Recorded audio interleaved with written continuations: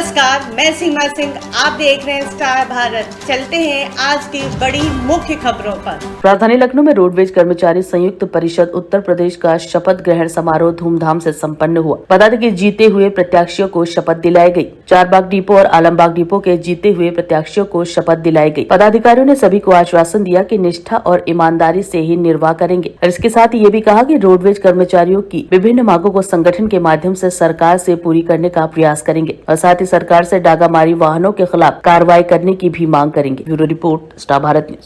केंद्रीय प्रमुख समिति द्वारा समय समय पर बनाए गए नियमों, उप नियमों, नीतियों का श्रद्धा पूर्वक आदर करता हूँ और उनका पूरी निष्ठा के साथ मैं एतद द्वारा घोषणा करता हूँ कि मैं ऐसा कोई आचरण कार्य व व्यवहार नहीं करूंगा जिससे मेरे संगठन और अपना नाम बताइए। जितेंद्र कुमार श्रीवास्तव। किस तबके हैं चुनिए? हम बुटोलिटिक के तबके हैं, शाखा अध्यक्ष रोडवेज कर्मचारी संयुक्त परिषद। सर, आज आप शपथ ग्रहण समारोह अब किस तरह से रोडवेज कर्मचारियों की समस्याओं प्लस उसको उद्धार के लिए किस तरह की रूप करता है? सबसे पहले तो हम अपने रोडवेज समस्त कर्मचारियों का आभार व्यक्त करते हैं जिन्होंने हमें दूसरी बार शाखा अध्यक्ष बनाया है। उसके बाद अपने समस्त कर्मचारियों से वादा करते हैं कि मैं उनके विश्वास को टूटने नहीं देगा। उनकी समस्याओं को लेकर के हम हमेशा अधिकारियों से मिलते रहेंगे, उनकी समस्याओं का समाधान करते रहेंगे और करवाते रहेंगे। तो जैसे बीते दिनों में रोडवेज कार्यालय मुख्यालय पे मित्र आखिरी दिन प्रदर्शन करते हैं बहुत दिनों से, लेकिन अभी तक प्रशासन उनकी तरफ नहीं ध्यान देता। उनके लिए किस तरह से प्रशासन से मदद की? उनके लिए हमारे प्रांतीय महामंत्री जी लगे हुए हैं और जल्द से जल्द भी उनको कामयाबी मिलेगी।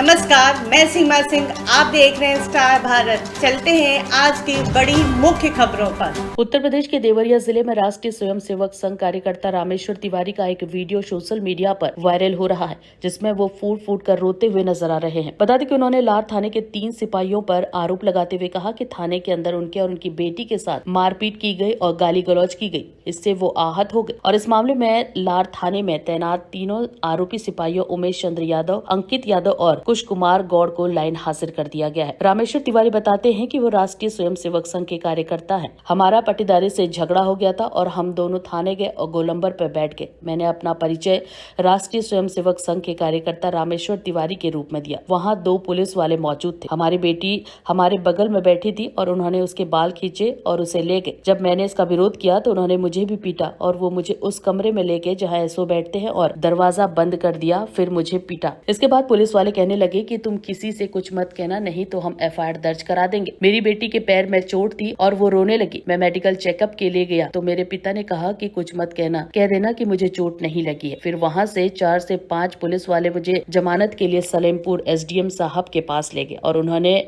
मुझे कहीं जाने नहीं दिया। मैंने कहा कि मुझे एक फोन दो ताकि मैं अपने लोगों से बात कर सकूं। वो मुझे फोन नहीं दे रहे थे और हमें कहीं जाने भी नहीं दिया गया। उन्होंने कहा कि अगर थाने में सीसीटीवी फुटेज चेक किया जाए तो मैं मुख्यमंत्री के पास जाऊंगा, एसपी साहब के पास जाऊंगा। और गौरतलब है कि थाना लार क्षेत्र अंतर्गत ग्राम भीखम छपरा निवासी रामेश्वर तिवारी आरएसएस कार्यकर्ता का पट्टीदार संजय तिवारी से जमीनी विवाद चल रहा था। सलेमपुर सीओ दीपक शुक्ला ने बताया कि वीडियो वायरल उन्हें मिला है जिसमें रामेश्वर तिवारी नाम के व्यक्ति खुद को आरएसएस के कार्यकर्ता बता रहे थे और थाने में खुद और बेटी के साथ 3 पुलिस कर्मियों पर दुर्व्यवहार का आरोप लगाया था। इसका संज्ञान लेकर जांच की गई। विभागीय कार्रवाई करते हुए तीनों सिपाहियों को लाइन हाजिर कर दिया गया है। Bureau report, star Bharat news. राष्ट्रीय स्वयंसेवक संघ का कार्यकर्ता है। हमारे पट्टीदारी में झगड़ा हुआ था और हम दोनों पक्ष गए थाने पर, गोलंबर में बैठे थे तो मैंने अपना परिचय दिया कि हम रामेश्वर तिवारी कार्यकर्ता हूँ राष्ट्रीय स्वयंसेवक संघ का।